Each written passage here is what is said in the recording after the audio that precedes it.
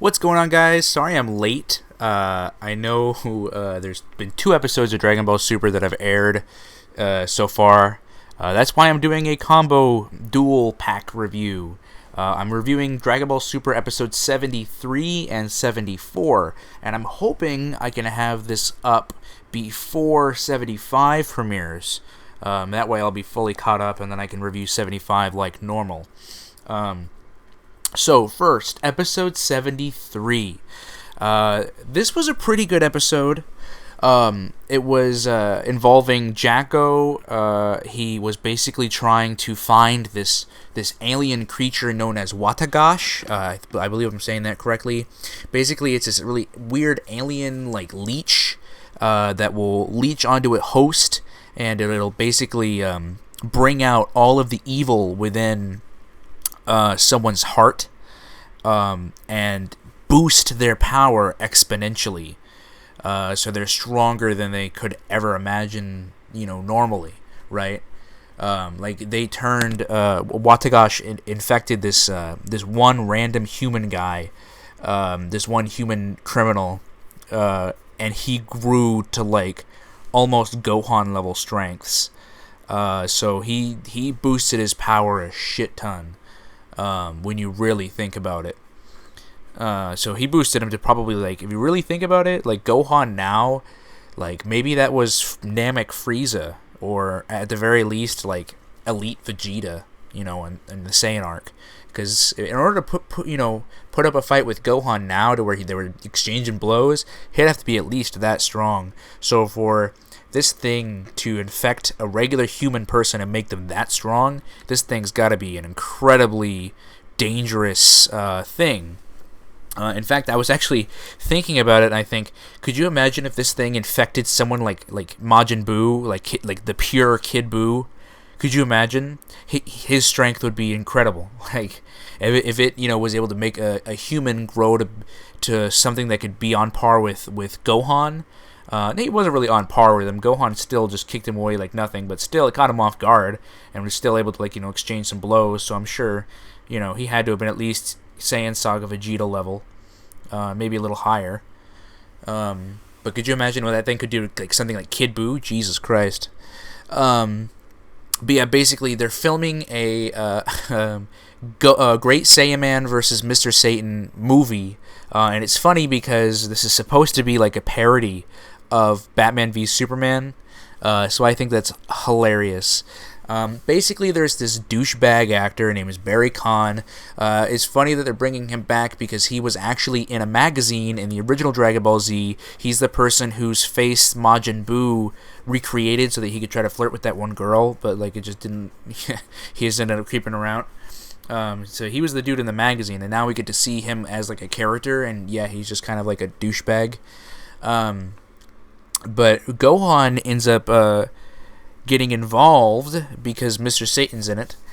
So they're going to the film thing, and they're watching it, and basically Gohan ends up getting involved because they want to do this really crazy stunt, and the stunt guy's freaking out because he doesn't really want to do it, and Gohan's like, oh, I'll do it, and then he does it, amazes everyone, so he gets the job as being one of the stuntmen, right?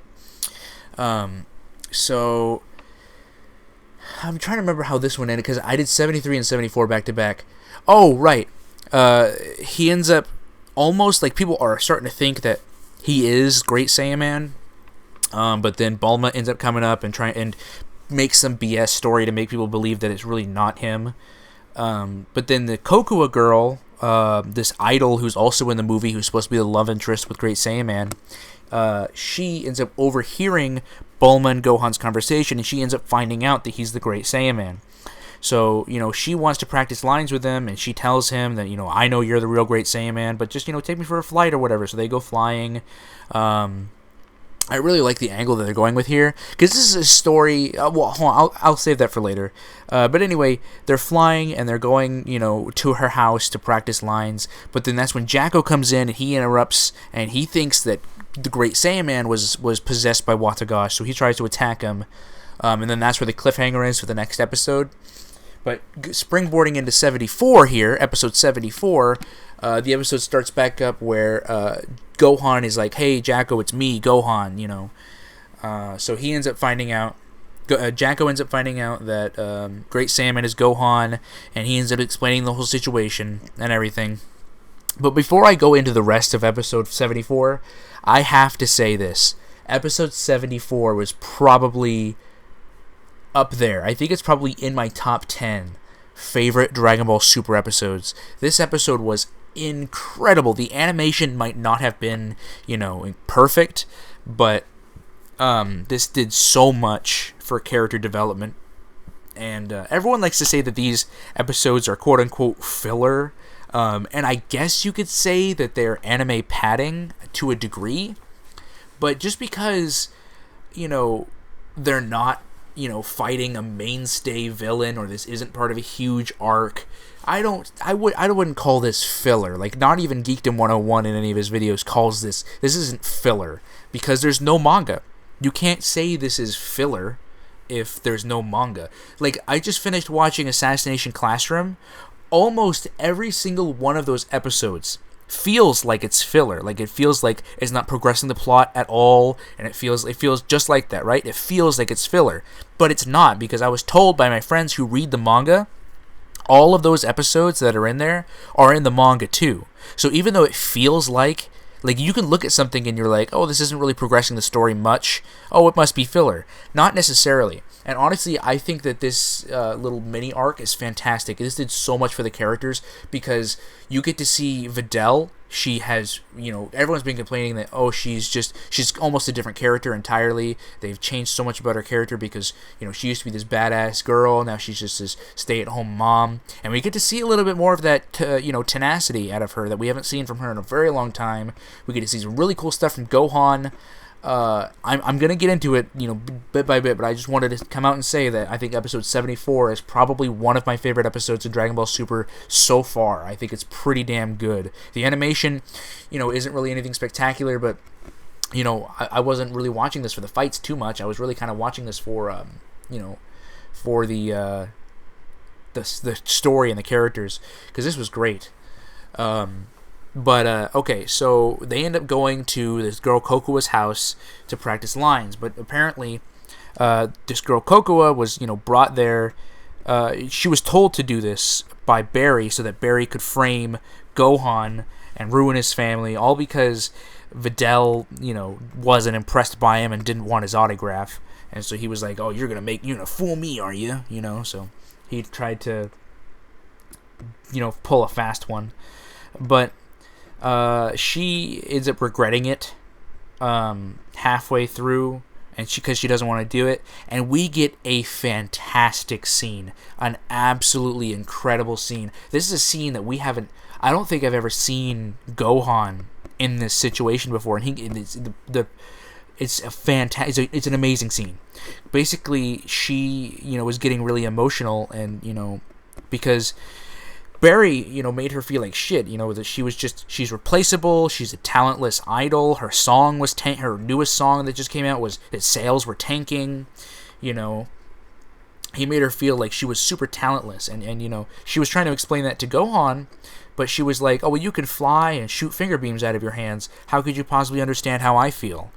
And Gohan, this was an incredible scene. We've never seen Gohan in a situation like this, so it's really great to see these characters develop and show these sides of them, because it's cool, because Gohan says, you're right, I mean, I might be able to fly and I can shoot energy out of my hands, but, there's stuff I can't do. He says, all I really want is to make my wife and my daughter happy, and sometimes I can't do that, because he's, trying to be a scholar, and sometimes he's not there for his kids all the time. Everyone likes to poke fun at Goku, but I mean, at least Goku's out doing something. There's so many parents in real life that are probably worse fathers than I think Goku or Gohan, because they're both trying to better themselves. Goku's might be going out and fighting, but I mean, honestly, it's because that's just who he is, and if it's not for Goku, then everyone dies, including his family. So I kind of really wish someone will make a parallel universe Dragon Ball Z where Goku is always at home with his kids, Goku's the best father in the world, and then a threat comes, and then him and his whole family die. So that way everyone who's like, oh, Goku's a bad father, will finally shut the hell up and finally realize that Goku needs to go out and train, and that Chi-Chi is going to need to train to raise the kids, on the most part herself. And even, Goku's not gone all the time. Goku just goes to go train, for a little bit, but he always comes back. He's still a father. He's still in his kid's life. Yeah, it's stupid what people say. It's ridiculous. But I really loved this scene because you really get to see how much Gohan really cares for not only his wife and his daughter, but just for his family in general, because you really get to see, I don't think I've ever seen the side of Gohan to where he's like, yeah, I can fly and yeah, I can shoot energy, but I really just want to see my family happy. Like, it's really so touching, honestly. So she ends up closing the blinds so that they can't take pictures, but then she ends up going to the rooftop to where she knows they can take pictures anyway, and then kisses him. So I'm like, well, I don't know why she felt bad and closed the blinds so that they couldn't take pictures. Then she took him up to the roof where they could. So I was like, okay. Anyway, Barry ends up showing the pictures to Videl, trying to break up their family. And Gohan's like, how did you get these pictures? And he's like, Videl, it's not what it looks like. And I'm so happy. I'm so happy with the direction they took with this episode, because we've seen this story a million times, and how the story usually goes is this person shows them these revealing pictures that show this, and then the girlfriend gets angry and she's like, how could you do this, you cheated on me, and blah blah blah blah blah. And then a few scenes later, half an hour later, if this is a movie or something, she'll find out that it was all a ruse, it was all a lie to try to break them up, and then she'll fall back in love. We've seen this story a million times, but I really love what they do here, because you got Barry presenting these pictures, and he's like, hey, this is what fame, and being famous does to a person. All these beautiful women around, all the lights and the cameras, sometimes this stuff just happens. And she's like, wow, you're pathetic. I know Gohan, and I know Gohan wouldn't do this, so I know there's a real reason behind these pictures, and I trust Gohan that he wouldn't do this. So there had to have been a real reason. And she said, all because you didn't want my autograph? How pathetic. I was like, damn. The only thing that would have made this confrontation with Videl and Barry even better, and more true to Videl's older character, because Videl says, please leave and please get out of my house. But what I think what would have made this scene better is if Videl stood up and said, you get out of this house or I beat your ass right now. I think that would have made this scene 100 times better, because that's what Videl probably would have done back in the Boo saga. Should have been like, you get the fuck out of my house or I'm going to beat your ass. But we get a really cool scene, because Gohan ends up charging in and pushes him up against a wall and is like, get out of my house. Just go, leave. So Barry ends up walking outside, and he's all pissed off, and he's all, yelling and whatever. And then Watagash comes up and infects him, so he ends up being infected and becoming the new host for the Watagash. So he ends up coming back in through the house, punching Gohan through the wall, and knocking him out. And he ends up stealing Pan, and takes her up to some rooftop atop a TV station. So when Gohan wakes up, he ends up seeing the note that he left for him, that, I'm on top of the TV station, and he goes and finds him, and they're about to go and have a final brawl, essentially. And basically, after getting all these weird power beef-ups, to become this giant monster or something, whatever it is. I honestly, when I was watching this, I was kind of like, are they? I know the Great Saiyaman versus Mr. Satan is like a Batman v Superman parody. So I was like, I wonder if this is like their shot at Doomsday being randomly thrown into the film, and having this Watagash thing being randomly thrown in there. I wonder if that was like, their kind of shot at them putting Doomsday in the movie for no reason. I don't know. I just think that it's a possibility. But he ends up beating Gohan's ass, and we get again another really cool scene where Coco is like, Videl, how can you be, so calm about seeing Gohan get beat up like this? And she's like, because I know Gohan won't lose. Gohan will never lose when his daughter is watching, because to Pan, Gohan's her hero, so he will never lose a fight when she's watching, and he knows that she's watching. And again, we get a really touching scene where Videl's like, and she's like, I know, it's the same for me too. When I know Pan's watching, I'll never be sad. I'll never let life get me down, because I can never I don't want my daughter to see me like that. So it's really inspirational to not only I think it's really inspirational for parents, to be stronger around your kids, to be stronger for your kids. Nobody wants their kid to see them sad or anything like that. So it's I really like this episode, guys. I think it's awesome. But yeah, Gohan, they end up cheering Gohan's name, and Gohan's up in outer space, basically knocked out. But then Gohan ends up going Super Saiyan while he's in the Great Saiyaman outfit. And it's funny because he comes back down and they're like, whoa, that form, we'll call this Super Great Saiyaman. And Gohan ends up basically coming down and finishing it off with a final Kamehameha. And he ends up going down, and it's really cool because Videl's like, Gohan, you're awesome, I love you, and he's like, me too, which is funny because Herms on Twitter was like, like as if Gohan had said, yeah, I love me too. But yeah, this was a really, really awesome episode. I'm really excited for next week because you guys know how much I love Krillin.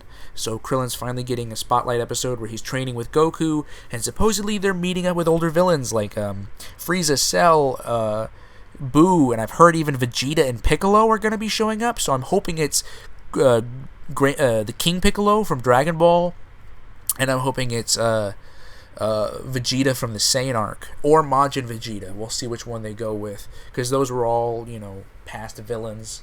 I think it'd be weird if they used, Piccolo from beginning of Dragon Ball Z, and then, kind of like, because it would just be confusing.